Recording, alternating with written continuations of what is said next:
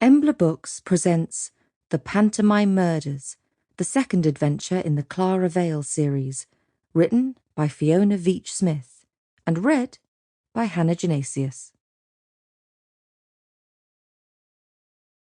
All science, even the divine science, is a sublime detective story, only it is not set to detect why a man is dead, but the darker secret of why he is alive. G. K. Chesterton. Prologue. Saturday, 14th December, 1929, York. It fits! The smallest children stood on their parents' laps to get the best view of the girl in rags as she tried on the silken slipper. Cinderella turned to the audience, her eyes alight with joy. "So ends our play, my dream at last come true. I always thought it would, though. Didn't you?" "No, I didn't," thought Sybil, as she waved her jewel-encrusted wand over the happy couple, and the chorus of townspeople broke into their final song and dance. "No," she thought, "I never thought it would come to this." But, professional to the last, her smile did not betray her melancholic thoughts, and she was as bright and fixed as the spotlight bathing the beautiful young lovers in eternal bliss.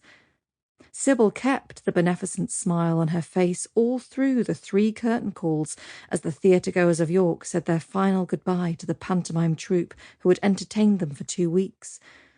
Next stop on the tour was Newcastle, the Theatre Royal, where Sybil and the cast would have to do it all over again. Sybil felt sick. Not just sick at the thought of having to perform the silly songs and the silly dialogue ad nauseum, but literally sick.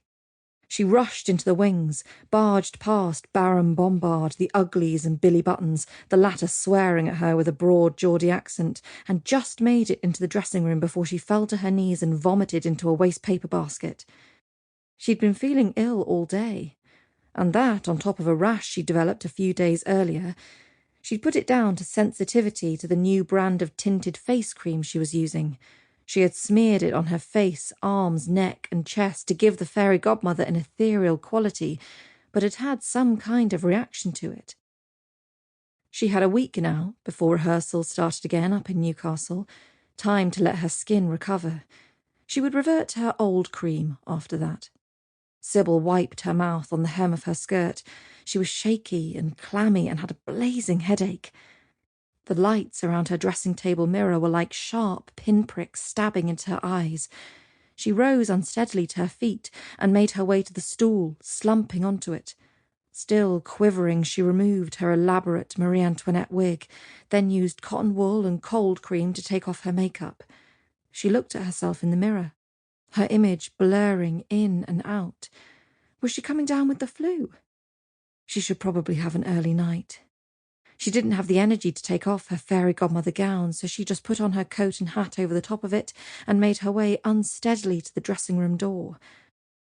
As she reached it, someone knocked and said, "Miss Langford?" She opened it to see a stagehand standing with an envelope in his hand. "Miss Langford, a letter for you." Sybil leaned unsteadily on the doorframe. "You all right, Miss Langford?" he asked, his voice tinged with concern. I'm feeling a little unwell. Will you tell Mr. Brown I'll be missing the after-party? I'm going back to the boarding house for an early night." "Of course, Miss Langford. Can I help you at all?" "Can you call a taxi for me?" "Yes, miss. There are taxis lined up outside. I'll get you one in 2 ticks." Sybil went back into the dressing room and sat down, the envelope from the lad in hand. The handwriting was familiar. She opened the envelope and read the note, the words jumbling in her vision before finally coming into focus. Then her eyes grew wide. "Oh, dear God. Not now. He's the last person I want to see, but I don't have a choice." 15 minutes later, Sybil was sitting in the back of the taxi, her cheek pressed against the cool of the window glass. "Are you sure you want me to drop you here, miss? It's dark, and there's no one about." "Oh, there's someone." Sample complete. Ready to continue?